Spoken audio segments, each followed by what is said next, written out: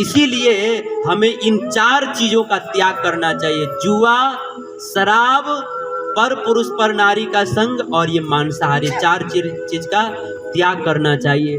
और एक महत्वपूर्ण बात मैं 1 मिनट में विराम कर दूंगा कि ये 4 चीज़ों को छोड़ने के बाद भी ऐसा नहीं है कि हम बहुत बड़े हम भक्त बन जाएंगे, नहीं। एक बार अमेरिका में प्रभुपाद जी ने इसी विषय के ऊपर प्रवचन किया कि हमें मांस नहीं खाना चाहिए, जुआ नहीं खेलना चाहिए, शराब नहीं पीना चाहिए, हमें पर पुरुष पर नारी का संग नहीं करना चाहिए, 4 बुराइयों का त्याग कर देना चाहिए।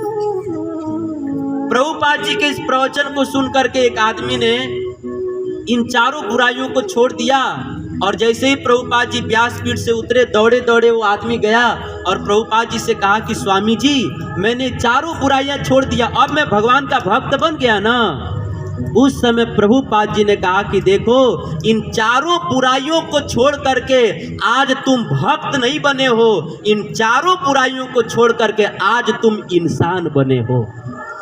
क्योंकि जो व्यक्ति ये 4 काम करता है ना, वास्तव में शास्त्र की दृष्टि में, शास्त्र और संत की दृष्टि में वो इंसान नहीं है, वो मानव नहीं है। जिसमें मानवता नहीं, वो मानव कहां से?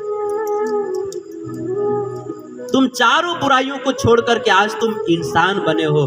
प्रभुपाद जी ने उस व्यक्ति से कहा कि देखो, मैं ये नहीं कहता हूं कि तुम मीरा की तरह बहुत बड़े भक्ता बन जाओ, मैं ये नहीं कहता कि तुलसीदास जी, सूरदास जी, कबीरदास जी की तरह तुम बहुत बड़े भक्त बन जाओ, मैं ये नहीं कहता कि तुम तुलसीदास जी बन जाओ, कबीरदास बन जाओ, सूरदास बन जाओ, मैं ये नहीं कहता।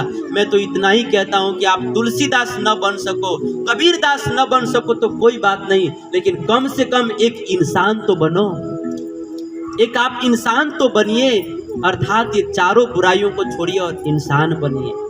प्रभुपाद जी ने कहा। तो मैं भी आप लोगों को यही कहना चाहता हूँ, यद्यपि यहाँ पर बहुत सारे भक्त हैं जो इन सब का सेवन नहीं करते हैं, लेकिन फिर भी कोई करता हो तो उनसे हाथ जोड़ करके विनम्र निवेदन है कि 4 बुराइयों का त्याग कीजिए, इससे आपका ही भला होगा, आपका ही भला होगा।